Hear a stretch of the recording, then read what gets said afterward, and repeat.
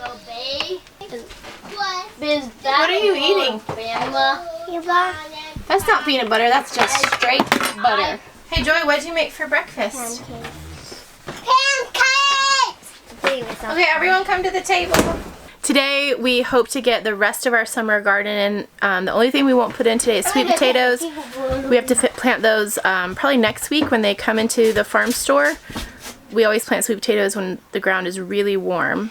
So excited to have a full day in the garden today.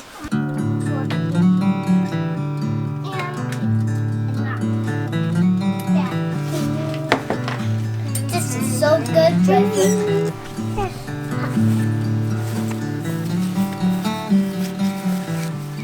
Garden time! Okay, what are our goals for the day? Finish planting the garden except the sweet potatoes. That's the main goal.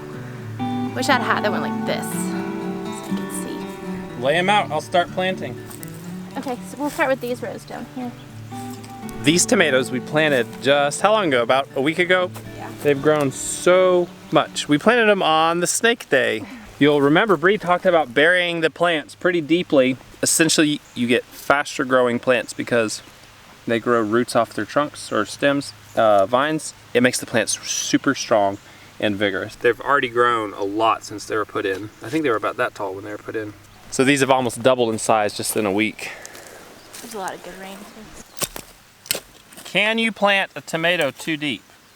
These tomatoes are called indeterminates, and that means that they will grow essentially until the season ends. And that means they can grow extremely long. And they're a little harder to manage. A lot of tomatoes you might buy at a box store from a big commercial company, they'll be determinates, and that means they only grow to a certain height. And so a single stake can easily handle a determinate because they just don't grow that tall. Sometimes they'll grow 2 to 3 feet and then they quit growing taller. But these are indeterminates. They'll grow like vines. They can grow 20 feet long if you set it up right.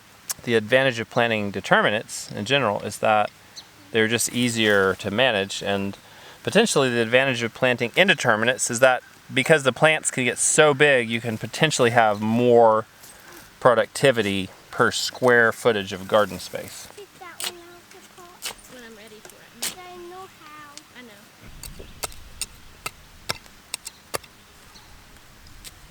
Get it on the stick and we'll take a look at it.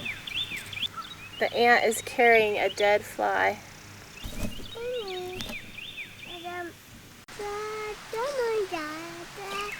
What we're doing is coming through here and getting the surviving weeds that survived the silage tarp. And this is, you couldn't really call it a weed, it's a tree root from a black locust tree that's about 15 feet away up here on the edge of the garden.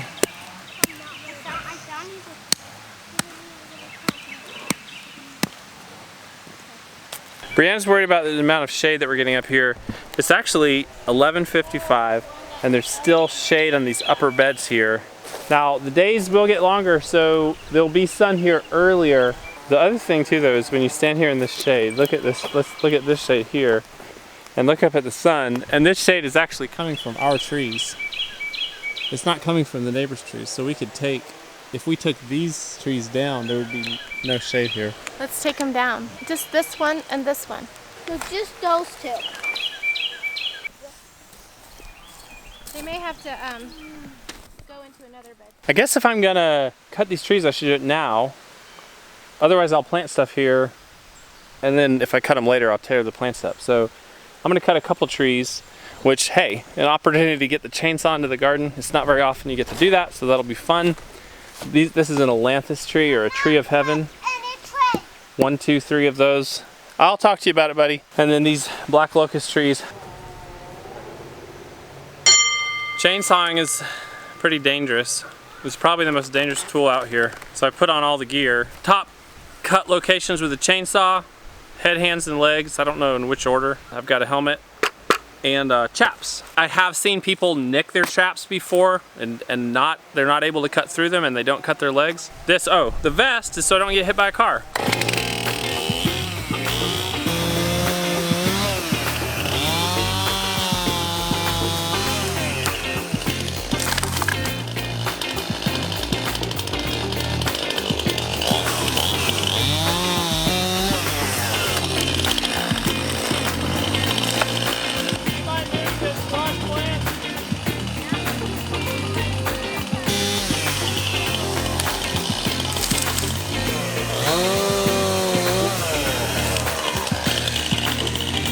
got a helmet.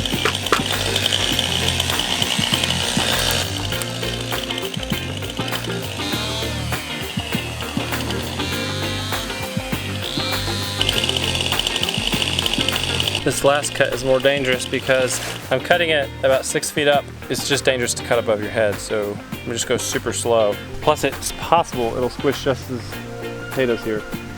And he's told me I'll have to pay him if I damage his garden, which I don't know, I guess that's fair.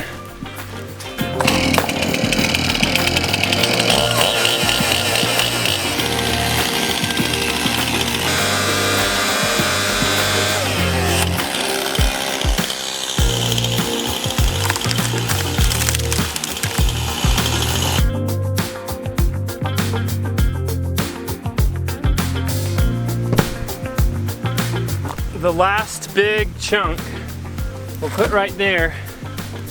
And I'm using this wood, the bigger pieces, to make a little border along the edge of the garden.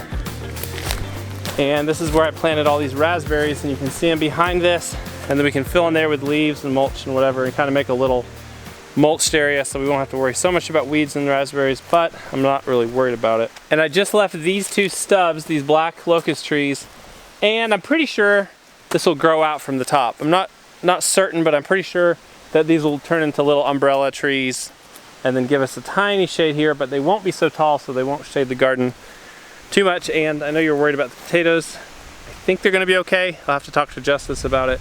Maybe if they look okay in a few days, I won't have to pay them. I think they'll all recover.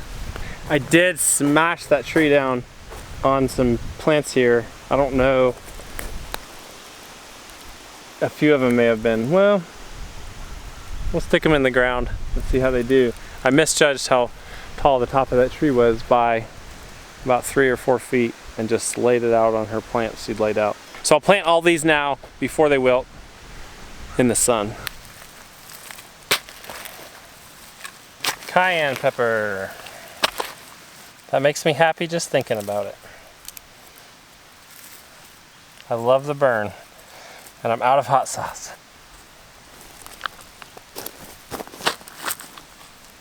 Jalapeno peppers! Man, this is making me excited. I made some killer hot sauce year before last. Was it year before last? I loved it. It was my favorite. And I'm hoping to make more this year. Some pepper sauce. Love that pepper sauce. I want you to talk about how mad you are I smashed some of your tomato plants. I mean, I'm not that mad, but I am irritated. I just felt like Come on, make it more dramatic. You could have just moved them. Will you look at me with like your eyes wide and say, how could you do that? How could you do No, anger. No, are you going to just put that in the video? I don't want to look like I'm some mean lady. No, all this will be in the video. I was very... It's for the thumbnail. I was very frustrated. Water over here. I think everyone will survive. I'm not sure yet. I don't think that one will. Water it. I will. See how it goes. This area up here is perfect for peppers. As we are improving our garden soil, we're pushing, we're pushing the peppers higher and higher up the hill because peppers actually don't produce a lot of peppers in super rich, nitrogen-rich soil. They actually can just grow really bushy plants. And we've done that before. It's kind of disappointing. I mean, it's nice to have a beautiful bushy pepper plant, just huge, but it's a lot nice to have a bunch of peppers to eat. Where's the one you think won't survive? The 4. Oh, that one? Yeah. Well, I think it will. Maybe. This one also got smashed by the tree. I think it'll be fine though. Brighton and I are heading down to see if lunch is happening. He stayed with me in the garden that whole time. We did so much work. We got all the tomatoes and peppers planted and we watered them all. This is kind of the worst time of day to transplant. Typically, we'll transplant on an overcast day or a rainy day or in the evening, but this is when we had the time to do it. So we had to make sure and get them watered. Daddy's on lunch duty. Daddy's special grilled cheese and ketchup. I'm actually gonna have a salad from the garden. Dada. It is a lot better since he cut the trees down, but I do have to say, this isn't a complaint, just noticing my one little shady spot that I was gonna set up some chairs is now gone. But that's okay. I can still rig something up. We're planting butternut squash. It's the Waltham something. There's like a number after it. This is a good producer. We plant it every year. It feeds us through the whole winter into the summer. If you store it correctly, winter squash will last you forever. I mean, we've had some winter squash last 18 months without rotting. And we open them up and the seeds are actually sprouting on the inside.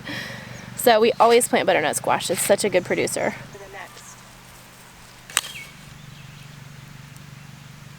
What we really need, and I hope to figure out where to put someday, is like a crop garden. And actually we may turn all of this into a crop garden and then have raised beds down in our yard. Because squash and pumpkins and beans and corn, and potatoes, they just take up a ton of space. To really be able to grow enough food for your whole family, you need a space this big just for these crops. Anyway, we're still doing really well. We still pretty much every year grow enough of this for our family to eat. We've never had enough potatoes. Well, maybe this year we did, but we didn't eat that many potatoes because I was like reserving them. Yeah, it takes a lot of space to grow enough food for your whole family, especially when you have 5 kids. We got our zucchini and crooked nut squash in. We only plant a couple of those because they are so abundant. We don't eat a ton of it. We get bored of it pretty quick. We've got all of our butternut squash and pumpkins planted. Nothing fancy on the pumpkins. I couldn't get any seed for fancy pumpkins. Kind of heartbroken because I thought this would be my year for fancy pumpkins. We also got some candy roasters and some watermelon in. I still have one more bed here to plant with some more watermelon and cantaloupe. And then all this, Oops. and then all this needs to be planted with sweet potatoes, which hopefully we'll get those next week and get it done.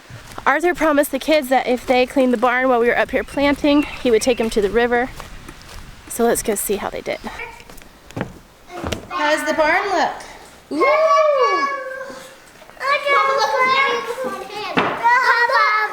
All right, let's get you some water, big man, and we'll get ready for the river as long as Daddy says yes.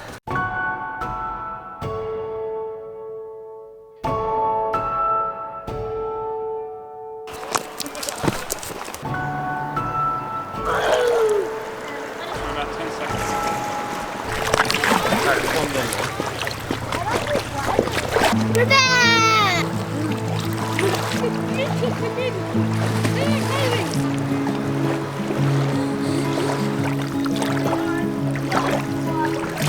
You having fun lounging? We found these little tractor inner tubes the other day. They were stranded on a tree off this, out on the outside of this island. So they'd washed down the river somehow, and we got 2 of them, which is super fun. You warmed up now? Are you living the life? Look at Mama. Do your paddles.